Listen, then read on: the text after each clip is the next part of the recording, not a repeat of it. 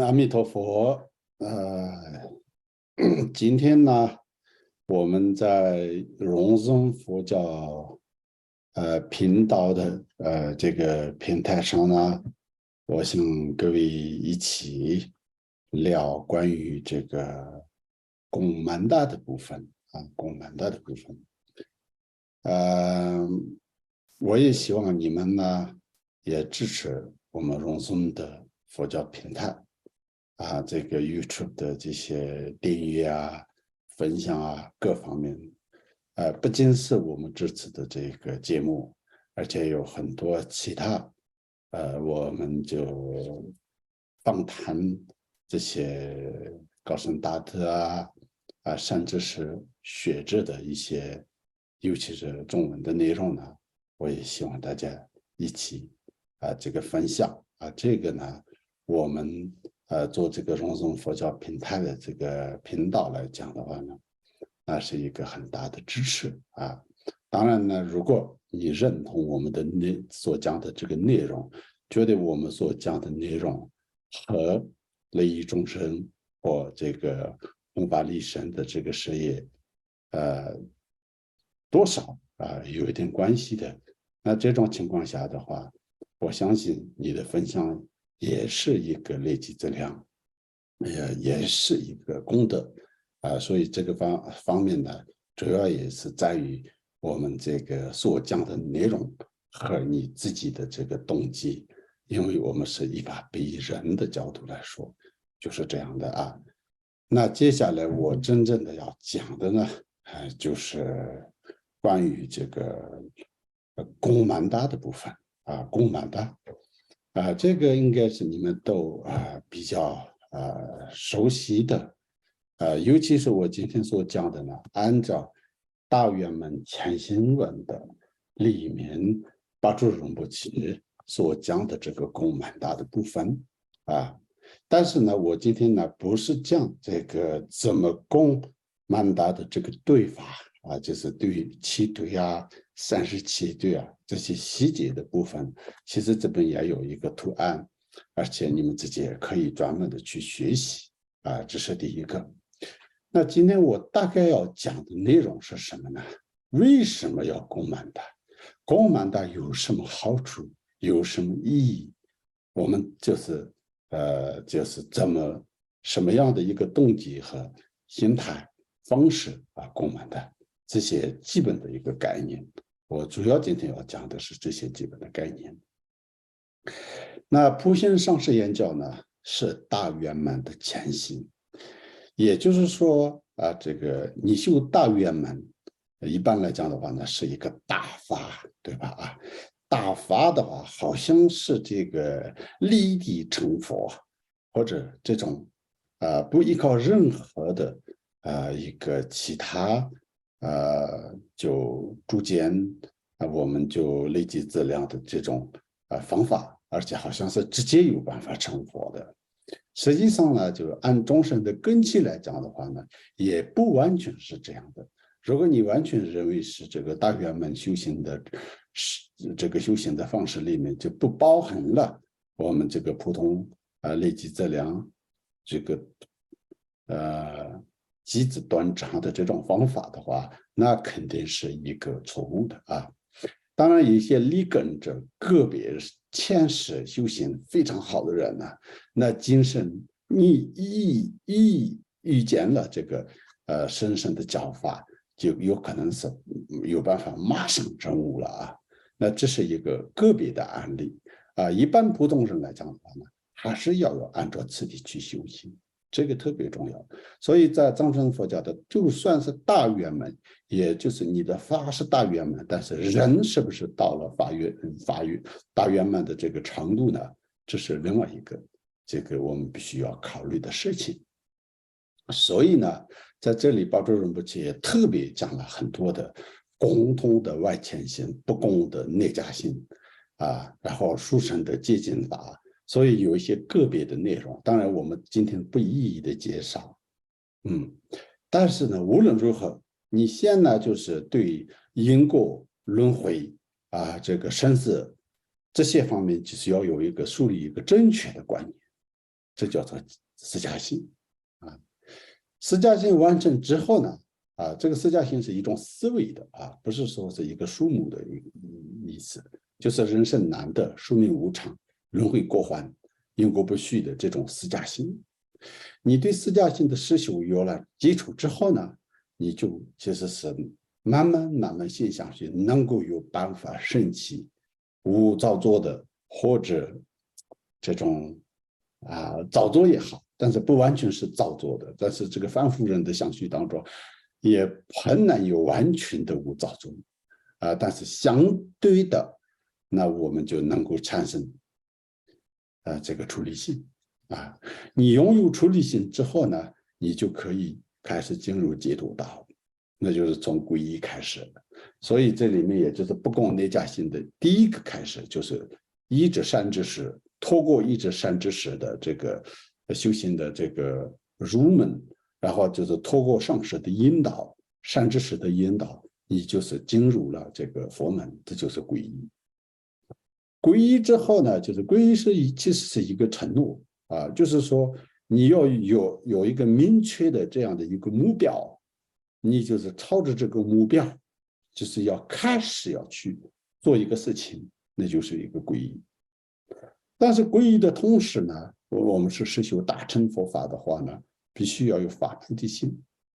发菩提心，哎呀，就是这样的利益众生，不是完全是为了自己的，自己和他人，就是自利利他。我们经常用的这4个字自利利他。所以这个动机一开始要一起培养并不是说是你一开始要去利益众生、弘法利生，这个都是它有点大化但是呢，至少你首先同时要一起培养利己自利利他的这个精神想法，这叫做发菩提心、圆菩提心然后呢，按部就班的按照个人的因缘、能力、根器，然后就是有各种各样的修行的方法，阶梯式的修行的方法这个特别重要的阶梯式的。所以在藏传佛教当中强调的这个九乘次第也是阶梯楼梯一样的，就是你一步一步从这个地面到这个楼上，就是要一步一步的要爬到这个最上面，那就是修行的次第所以在我们这个佛教里面呢，修行的次第修行的系统、修行的传承为什么特别重要，也就原因在这里。这是第一个。第二个呢，巴珠仁波切在这里呢，大圆满前行，其实是我觉得这里有一个前提我也顺便讲一下，为什么呢？因为这个是大圆满的前行。大圆满前行的话呢，它的这个真正的最后要修的大圆满是即生成就法，即生成就法。所以呢，我们至少心里觉得，我希望这一生能够成佛，要有那么伟大的一个想法，才算是你是大圆满的根基的这个追须知如果你不需要即生成就，你不相信大圆满的出生之处的话呢，你为什么要学大圆满？没有必要的，因为任何法都一样，逐渐有一天肯定会有办法成佛的。但是大圆满法就不一样，它是有办法让一个人完全是即生可以成佛的，这是大圆满本身的功德和他的这个殊胜的这个力量。这个是有办法的但是呢，它是有一个前提，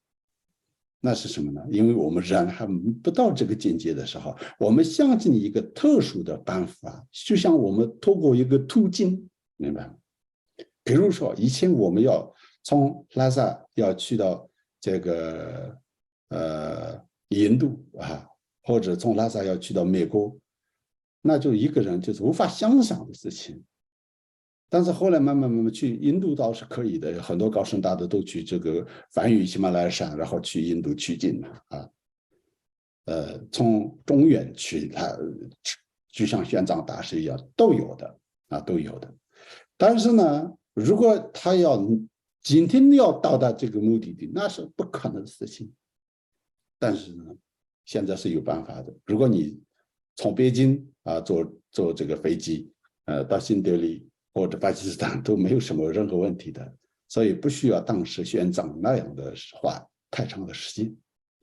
但是有一个前提呢，你要有那么办法一个快速的抵达，你要有飞机啊，这个有特殊的交通工具才能有办法的。如果你按这个传统的交通工具或走路的话，那就不可能的，明白吗？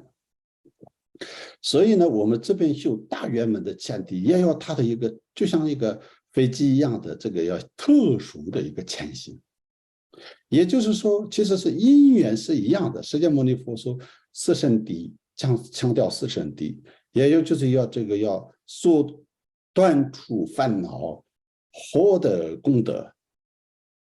用对治无我空性的智慧也好，各种的方式累积资粮，断除业障，这是整个佛教系统里面是完全是一致的。所以大圆满也必须要遵守这个原则啊，不例外的。所以呢，大圆满前行里面有特别的一个断除障碍的方法是什么？就是金刚萨埵的修法，这个大家几乎都知道的啊，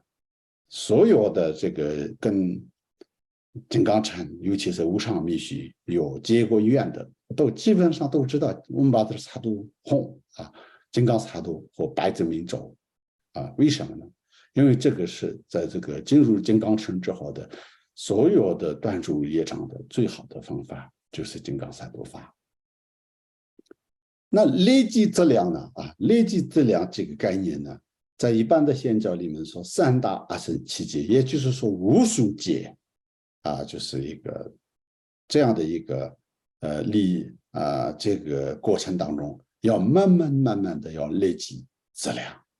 才这个累积质量的这个满了到了释提菩萨才能开始有这个就是准备这个成佛。所以就像现在的多率天的这个弥勒菩萨，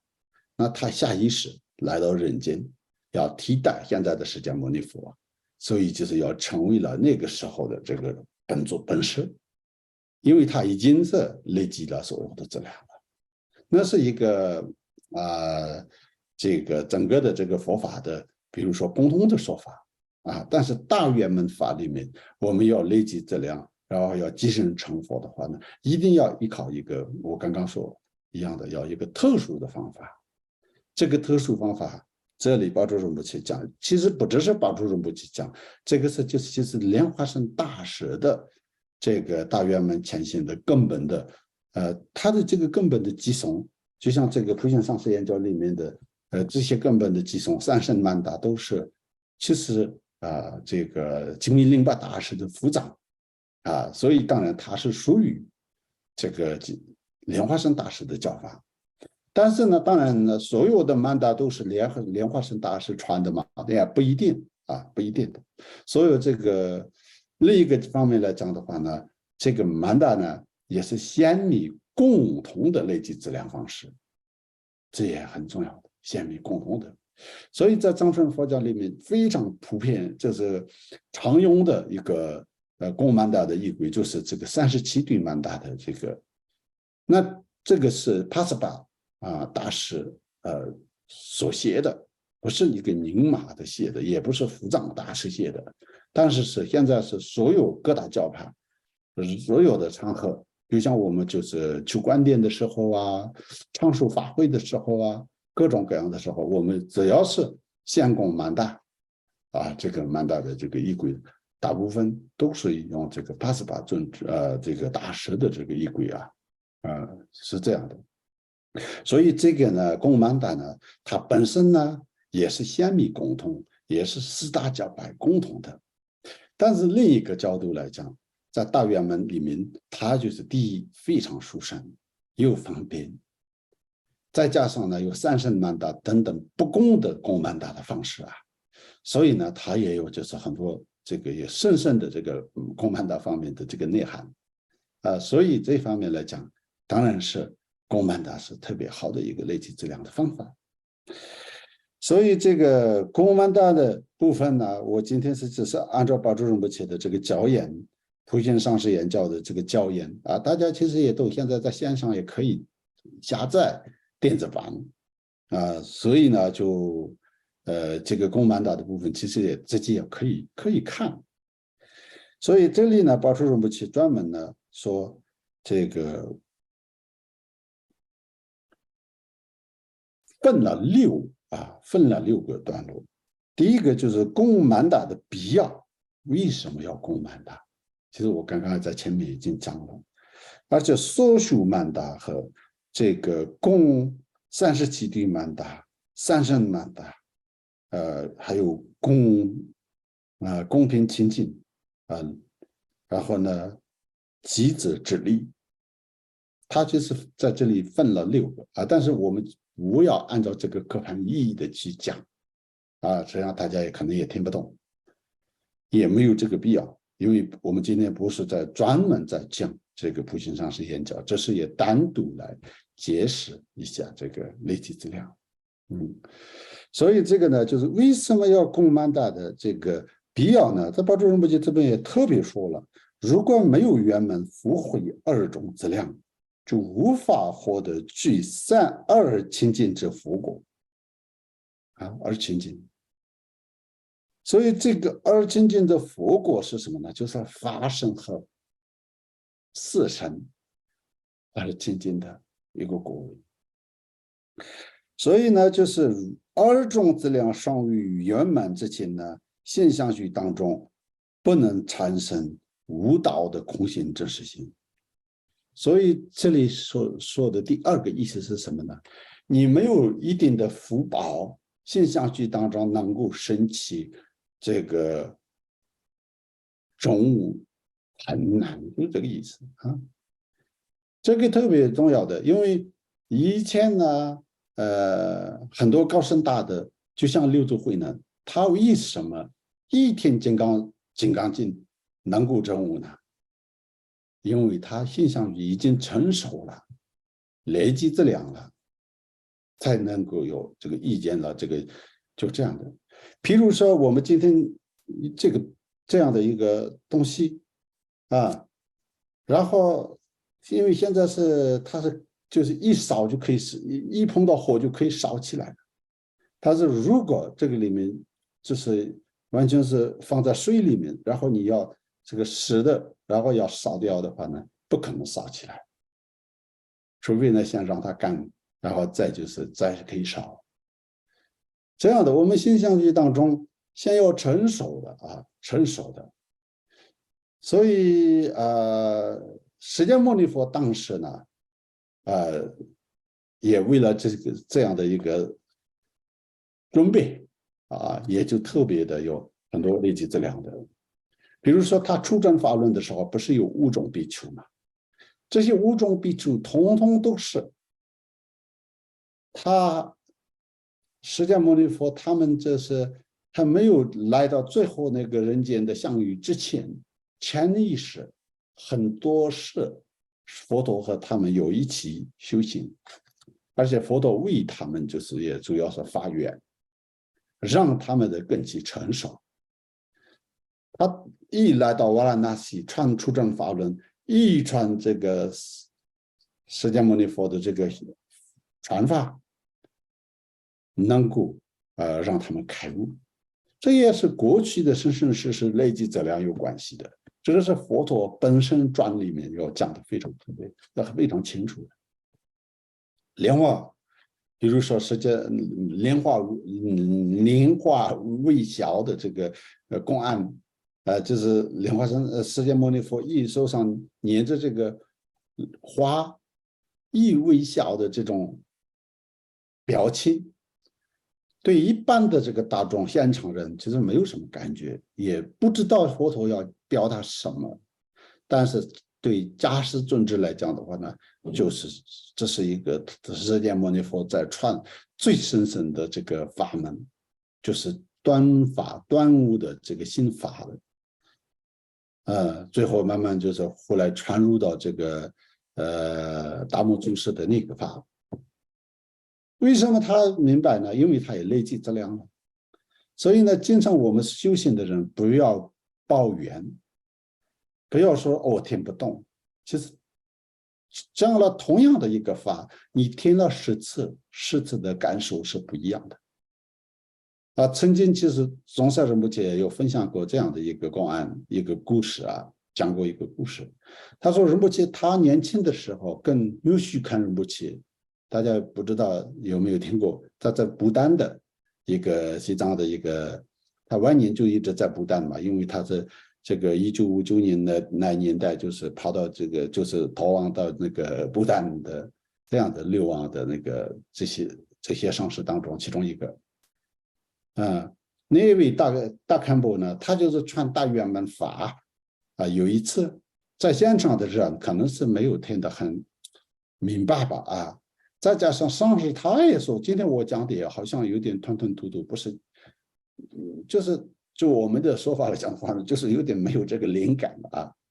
因为这个不是一个学术的东西，那个表达呢，肯定要一个高度的一个精神的一个传达的一个能力了。所以那个时候大堪布要求他们说你们各个要去分散，在就是7天左右吧，好像是这样的一个时间，你们要各个做一些功课，比如说修公曼达等等，然后再你们就是完成这个功课，再你们过来，我就继续给你们传这个大圆满法。为什么呢？因为这个确实需要很多的这个因缘具足所以呢，你跟同一个上师出发也，其实第1次、2次都没有感觉，第3次才有感觉，才明白原因是什么。那个时候可能你的根基不成熟了，心相续当中的业障重了，所以呢，这个断除业障就是要有利己之量。太阳出来了，那就是黑暗就自然就不存在了。所以这个断除业障的和累积质量是这样的一个关系。这个是特别重要的，所以供曼达特别重要。但是供曼达不仅是累积质量，当然断除业障的忏悔方式当中也是这个供曼达是特别重要的，特别重要的特别重要。萨拉哈巴尊者曾经也有印度的一个大成就者叫萨拉哈巴大师，他也说了你就是他是大手印的传承的大师。所有印度的大成就者当中，他是最著名。在藏传佛教的这些大手印、大圆满，尤其是大手印的这个体系里面，萨拉巴萨尊者是不可缺少的这样的一个传承上师祖师其实，在汉地里面，在印度大师当中，达摩祖师和藏传佛教里面，就萨拉哈巴几乎是这个相同的一个地位。他也说他那么了不起的大成就者，但是他也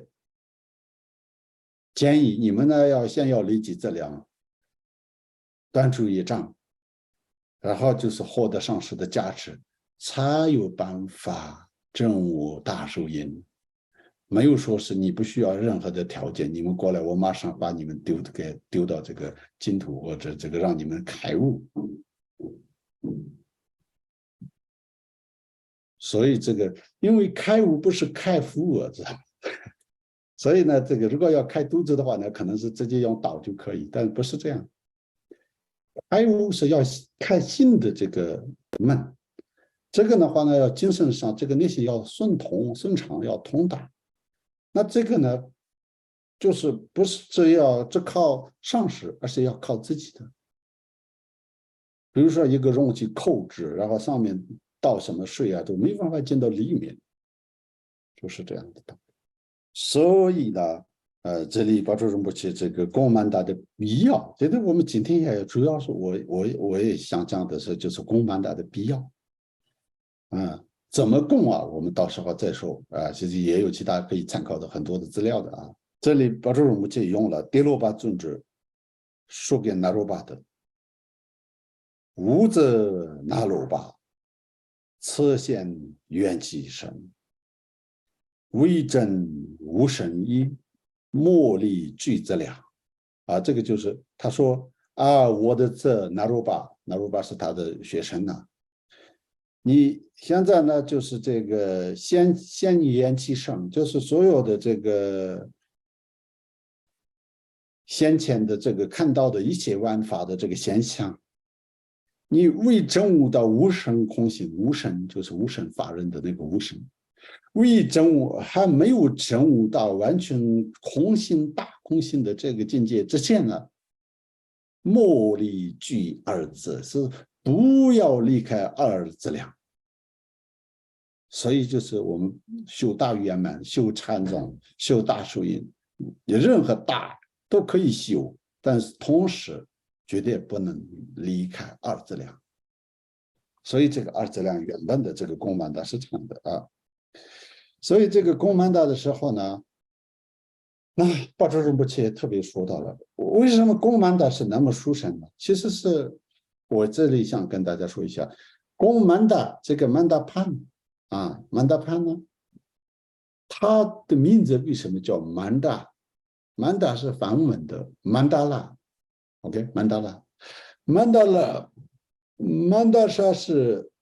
极低的意思了啊，就是应该可以翻译成极低。这边可能是这个曼达的是基盘呐什么的啊，这个基盘是只是我们书上那的这个曼达其他一层一层的那个放的最下面的这个就是基盘。所以啊，就是这个基地啊，这个我们就是这里是指基盘，这个最下面的是这个曼达盘的这个最基础的基盘啊，这个基盘。所以这个基盘呢，上面呢，我们就是对上了，就经常供在这个佛座上的时候，就是它是这个样子。但是如果自己就是经常供的时候呢，只用基盘就是对这个满的，然后对完了，然后就是放上去这些其他的所以这个围绕这个这个基盘方面就是有这个其他的就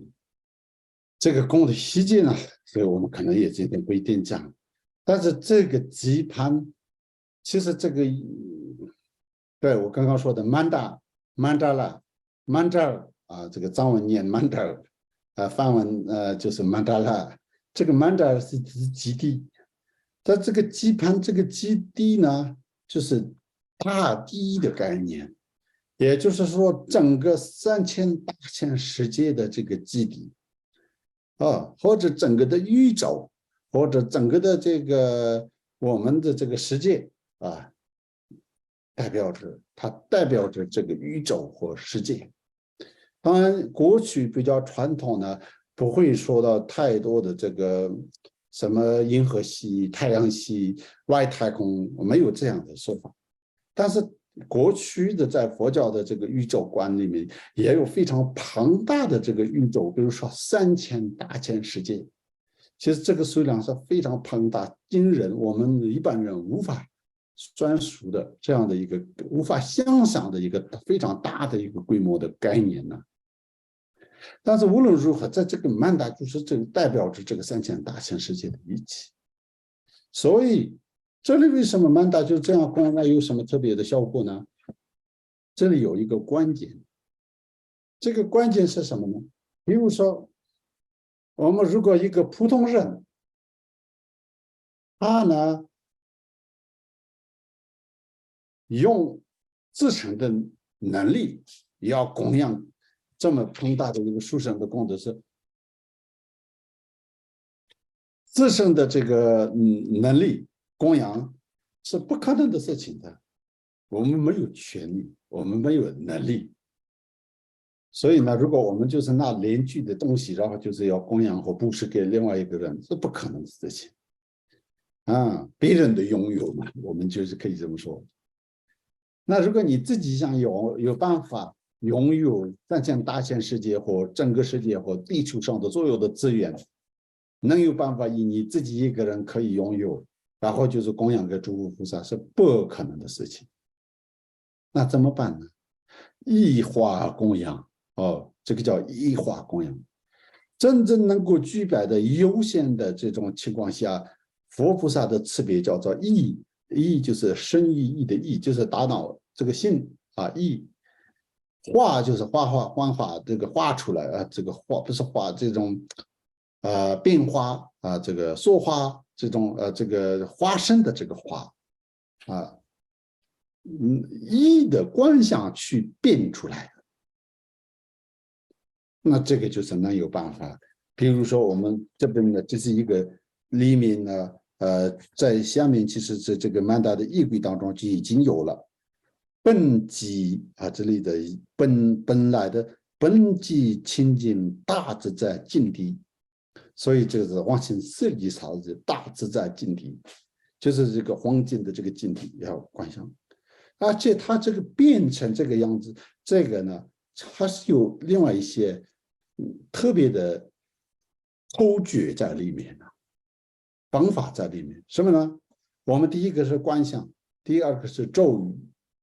所以这边说37地曼达的一开头叫 Om Bandru Bumi Ahom， 它是一个咒语，就是这个本来的这个基盘小小的基盘被加持了，所以变成了3000大千世界的这个黄金净地的大自在净地。因为我今天讲的是这些背后的，然后后面还有 Om Bandru Riki Ahom， 对吧？啊，这个我们把这 Riki 阿红的时候，那就是整个的这里呢，特别说，同时你的这个有数目之以无名之，然后就是这个一束花或者一粒米，在这个放在这个基盘的正中央啊，这个先做这个油，然后用这个手，然后放在中间，如果有现成的铁雨伞要放的话，那这个上面的这个第一层是应该说是我们的，它是代表着铁雨伞啊，铁雨伞。所以呢，这个现成的铁雨伞就是铁雨伞也可以。所以那个时候要放，而且那个时候就是变成了整个3000大千世界还有铁雨伞的这个基础，所以我们把这 Riki 阿红，而且又加持了。然后呢，在这个铁雨人中间还有说，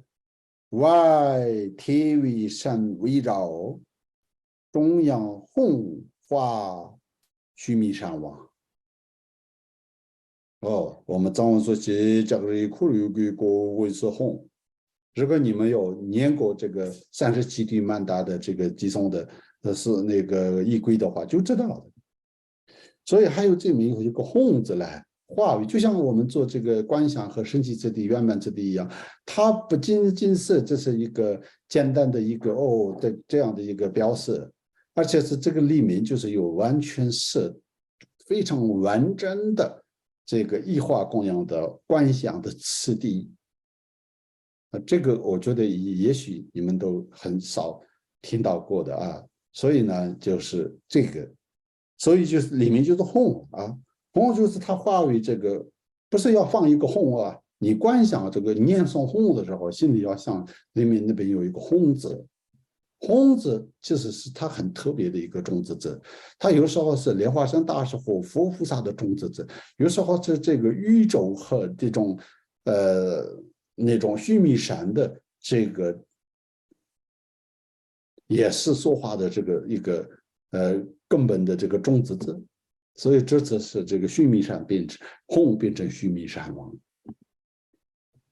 然后须弥山的要东胜神州、南谶部洲、西牛贺州、什么牛贺州，然后什么就是有这个就是这样的这个4大洲、8小洲啊等等的这个在那边，这些都就是你是用观想异化供养。所以呢，吉田菩萨在入行论的第2篇当中也说，我看到外面有一些湖泊啊、花园啊、漂亮的任何的东西啊，或者寓意的让你开心的事情的时候，你就是说心里就供养诸佛菩萨。他说，因为我是比较贫穷，我过去可能生是没有好好的累积资粮，所以今生实际我能供养的资疗资源是非常有限的。但是只要是我心虔诚，我用这种去观想的话，佛菩萨是有能力接受这个供养。他有能力的意思就是他用上这样的方式，其实我们可以就是累积我们的质量了。所以这个有一个重点呢，在下面也有讲到了，我看一下，公平情境当中，巴主任不是说你这个供曼达的时候要用什么样的材料啊？那就如果有黄金也可以，金银珠宝什么都可以。经常我们这些接触华人的这个弟子啊，这些朋友的时候，他们也经常说啊，用什么样的，是不是一定要宝石啊，等等等等。我们西藏已经呢，这个没有这个条件了，而且有时候是这个蜜啊，这个什么这些青稞来种供，但是也可能是没办法每次都换了，所以可能会用重复用。所以这个细节，宝珠荣伯姐这边说了，如果你供曼达的期间呢，就是以青稞、小麦等等这种供曼达，但是如果自己有条件，就不用反复用，一次性的，然后就是久的粮食，然后就是可能还布施出去啊，喂鸟啊等等，这个布施给众生或乞丐啊等等，因为你做一个功德，你修一个法，你做一个会供，可以准备很多公平，但是这个公平完了之后，不能是说这个连死需要的人可以大家都要开心，要拿走。尤其是如果周围有一些乞丐啊，真正能够帮助到的话呢，就变成了这个就是要做成供养这个布施的话呢，一举两得吧啊，所以就是也是一样。如果真的没有条件的话呢，巴珠仁波切也特别说，就可以所有供养的是粮食，反复供也可以。然后呢，就是这些上面有些土灰啊，什么之类的不干净的东西，要非常干净的要，并且用棕红花等等的这种妙香的香水来要浸泡啊，然后再去干啊，然后做这个过程，我们当地也有做的这些。所以这里呢，巴珠仁波切讲到一个重点，我也想跟大家说一下：对于无有任何财富的贫穷者，或者能够真正观想一生中有阐述差，而做一换供养的那一些立根者而言，佛经中开始可以供养土粉、瓦、瓦砖瓦的那种瓦瓶都可以用。这个就是非常特别，这个就是佛法的最了不起的地方。为什么呢？第一个呢，你真的没有条件，非常贫穷，没有任何的条件的时候，你心里去想做供曼达怎么办？你再去海边用沙子供曼达就可以，就这个意思。另一个呢，你是一个大成就者，就像我们拉里巴或这种大成就者的话呢，你就是完全有能力，是一般的这些这个泥土或者这种是不是说的这个一般的这种沙子都能够观想为一个殊胜的供养，然后就是供诸佛菩萨。所以最高境界的时候，也不是完全依赖我们认为很有价值的金银珠宝，因为这个佛菩萨本身来讲的话呢，他们是不是执着我们认为的这个名牌或者这个昂贵，不是他们真正他们境界当中真的会是昂贵吗？其实不是这样，这是都是我们自己的一个心理的托示。所以呢，修行到了最高境界的时候，也就是那个时候，就是说不需要太复杂的这个仪轨和意识，因为这个仪轨意识都是我们这个说化众生的这种个别的需求的一个方便法、不疗一法，但通过它可以完成一件累积质量的这个目的呀。那另一个呢，真的他是因为没有条件的时候，也佛菩萨很慈悲啊，你用这个沙子也可以。在以前有一个《仙界千佛经》里面，应该是有这样的一个公案，有一些小孩在玩啊，看到佛觉得很庄严慈祥，心生自然就升起欢喜心，但是他们没有什么东西呀，所以呢，直接沙子就是这样的撒到佛陀的身上，就是表示就是有点敬意和这种一个好人欢迎的这种态度吧。结果呢，就是这些孩子呢，这些沙子有多少个沙子的数量？他们将他们做了专轮王这样的一个，得到了这种福报。还有很多是这个先界千佛他们第一发菩提心的时候，他们遇到的这些其他的这个佛和善知识，他们所供养的有些都是根本不值钱的东西啊，但主要是他的心去想用一个，所以呢，正常我们这个求法啊、善知识啊，那个尤其是求法的时候，我们藏地的话呢，就是不能空手，其实是也是有非常重要的一个缘起。如果因为是空手的话呢，这个缘起也不太好，但是不一定要让你有压力，一定要有什么一个很多钱啦，是这样的。所以呢，这些都是其实是有很大的原因。所以呢，有条件的就是可以做非常好的。就以前呢，这个十轮金刚的，因为十轮金刚是，他是怎么说呢？他向来就是我觉得是一个非常上流社会的一个法，这没有这样说法啊，但是我是开玩笑的啊。为什么呢？第一，这个佛陀传给这个十轮金刚的第一对象亲法智是香巴拉王国的国王。后来在藏地也传十轮金刚法的都是这个法王啊，这些大上师啊，非常大规模的啊那种很多就是这样的。所以十轮金刚里面说，你如果是国王，今天供的就是一个国王，有能力的话呢，这个十轮金刚的坛城一定要用这个七珠宝，反正就是用珠宝去做。但是呢，如果没有这个条件的话呢，可以纸上面画一个曼达的图片作为这个曼达。所以这是佛法是这个非常有弹性的。但是你就要懂得这个背后的真正的是什么呢？真正的原因不是珠宝在佛的眼里非常值钱，而且如果你是具有这样的一个能力和资料，然后你又舍不得的话呢，那就是你其实没办法累积质量的啊。所以这里的这个清净，公平清净的这个细节当中呢，用什么样的公平比较好呢？那珠宝也可以，这个宝石也可以，那一般的这种这个五谷杂粮这种就是我们该用的都可以，但是不能随便。更重要的是什么呢？比如说你今天有两种米，一个是比较质量好的、新鲜的你要吃，旧的质量不好的用来供佛，那是这个动机上有很大的这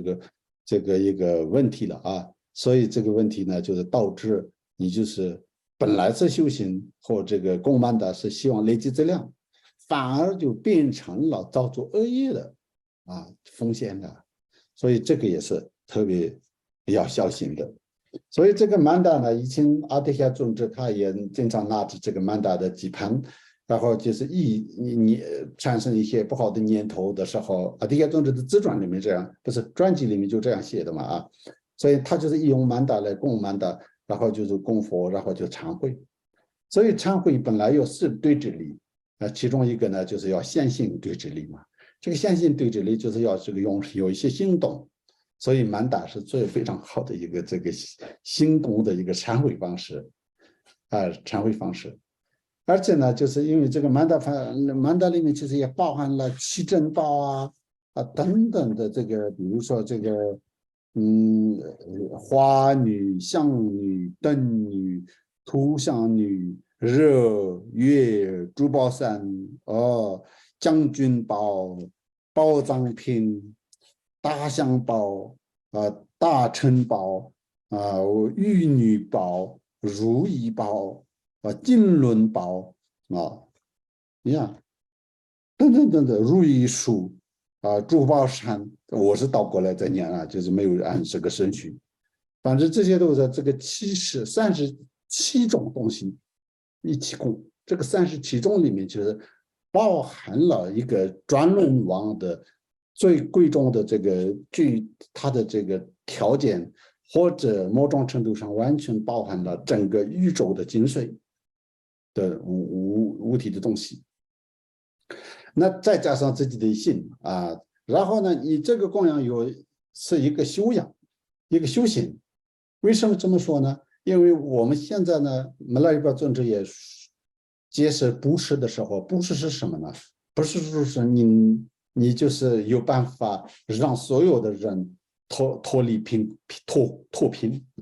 而且是什么呢？你心想去所有的这些物质的这些执着，有一天完全能够放下的话，这是你的这个布施波罗蜜，这个波罗蜜。所以这个累积质量的过程当中，我们呢就是给予，在学习给予，而不是给予一个小东西，而且给予三千大千世界、外界世界内心的所有的好的东西都给予。这种给予的这个学习是非常这个了不起的一个修行或者一种学习嘛。这个给予的慢慢累积了，其实这个你心里面就是慢慢养成了这个慢慢就是培养出这个给予的这个精神，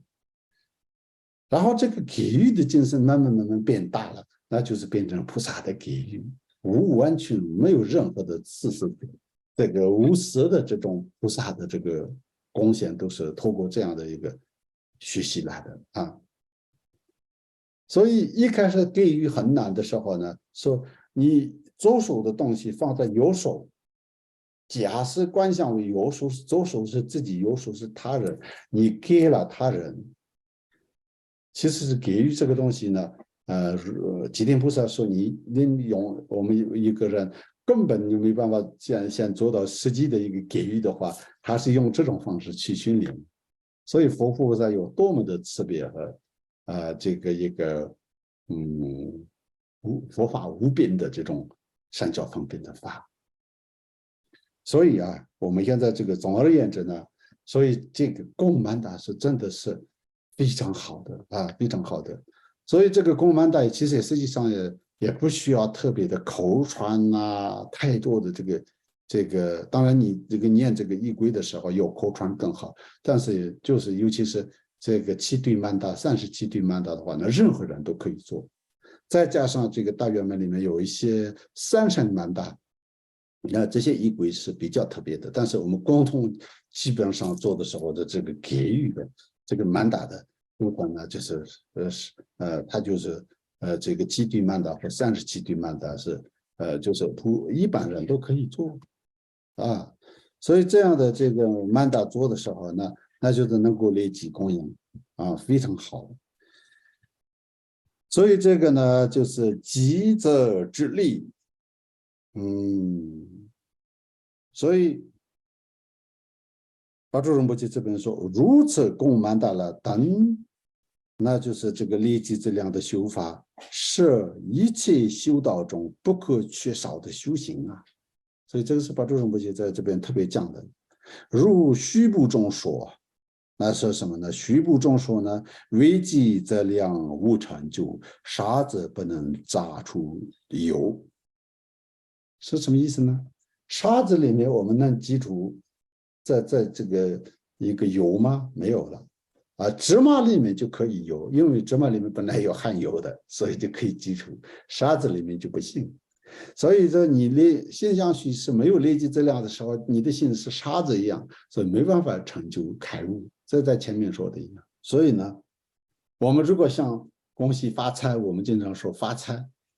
你要有这个财富的话，那也要做供曼达累积财富的一个方法哦，是这样的。所以这个巴珠仁波切这个后面呢特别强调了啊，就是这个虽然修财神法，但是无有往昔的布施果报，也难以达到目的。所以呢，你们大部仁波切啊，甘波巴大师，在这巴珠仁波切用那个甘波巴大师的一个话，他说：一位弟子曾经问干布巴大师如今末法时代对一个修习正法修行来讲的话呢，难得一时之具，我们修财神法好，还是学这个摄身术，还是干脆走向必然的死亡？怎么样才好？这意思就是说，因为现在末法时代，我们就是能够修行，你也要有一些衣食穿的吃的基本的这个生活条件，但是很困难。那怎么办呢？是不是我们要去修一个财神法，还是完全不理会，不管生死，就是要住在这个阿伦入山洞里面？是这样啊？有一个弟子问这个甘波巴大师，甘波巴大师说：“哎呀，这个你修财神是可以修，但是你没有过去的这个布施的这个果报的话呢，很难达到了。那这个过去的质量不仅是布施，就是这个。那这个如果你没有过去的话，我们现在可以这个建议，就是说我们这个供门大就是一个方法。所以呢，他这个甘波巴大师说，当然也不能必然死亡的这样子，就是这个就完全是好像自杀一样自己就是这样的方式去修。但是呢，你就是无条件的想修的，有这个精神的话呢，其实是绝对不会饿死的这后面还有继续有这方面的回答那我们如果是一个修行人，我们是不是也要有钱呢？当然是可以有钱，不一定要有钱，但是可以有钱。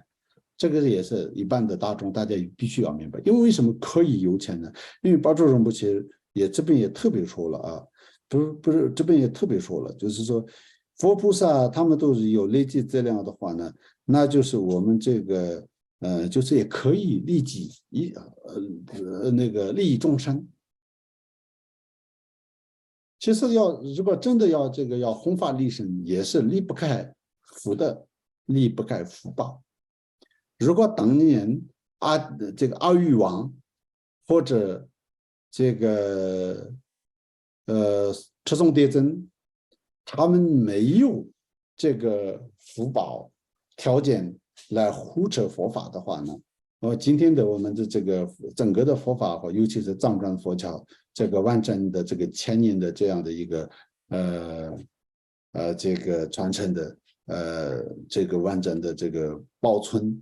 应该是不存在的所以呢，这些都是要有累积质量，尤其是呢那个时候翻译佛经都是要有经费的这个经费的，这个经费是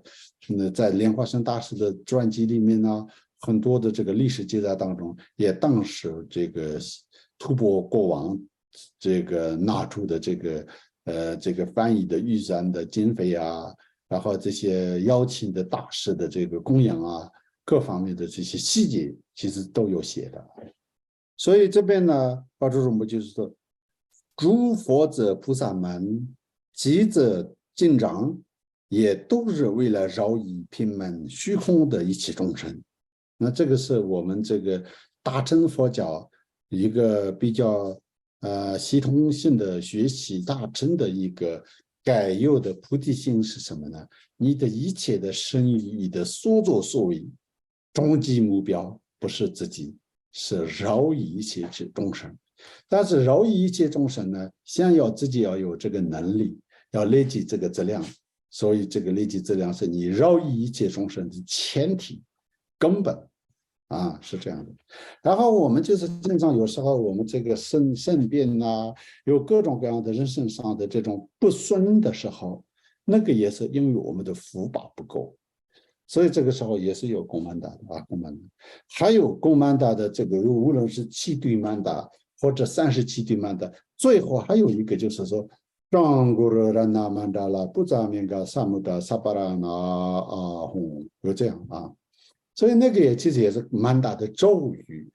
所以用这个咒语也就供养出去的时候，你本身的这个异化供养的观想的能力，如果不是很够的话呢，它可以也就是加强你的这个这个供曼达的这个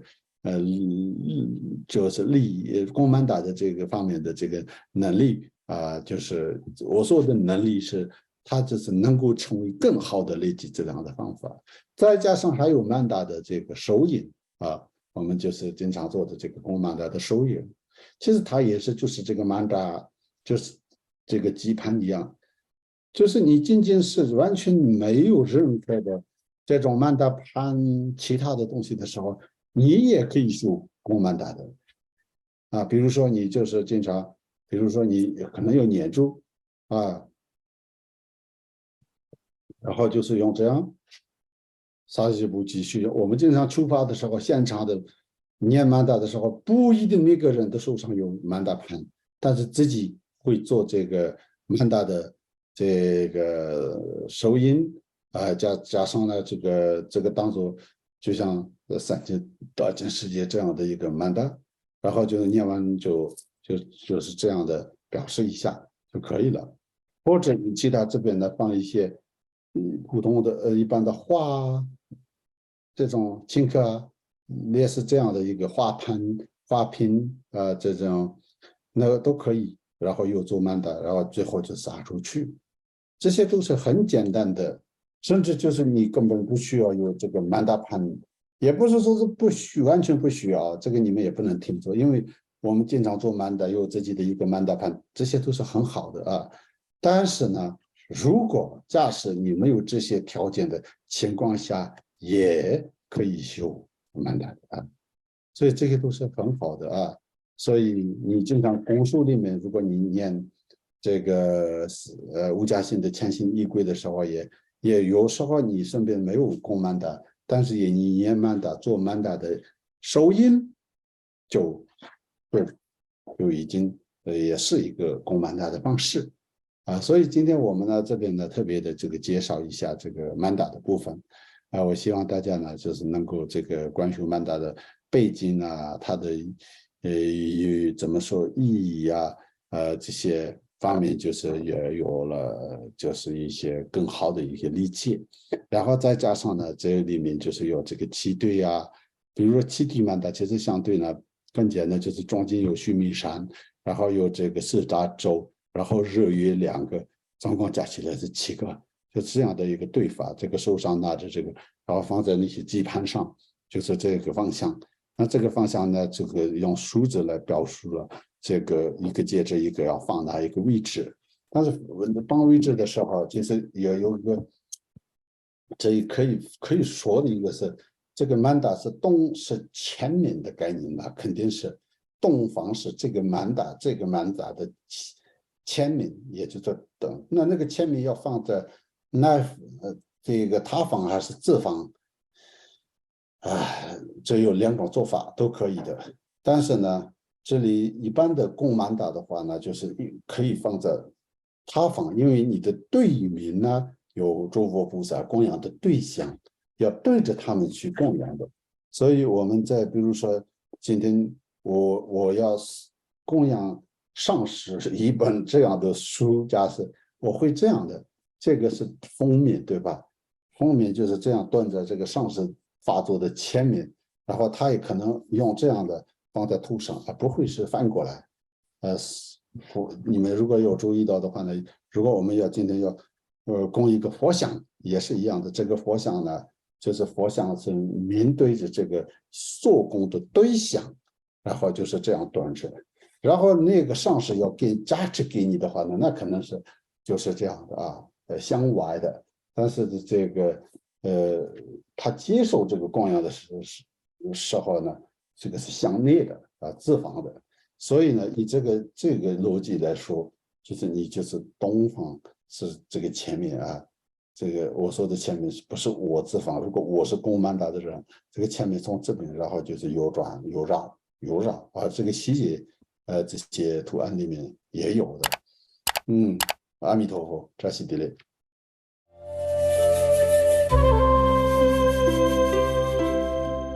Namo Garbe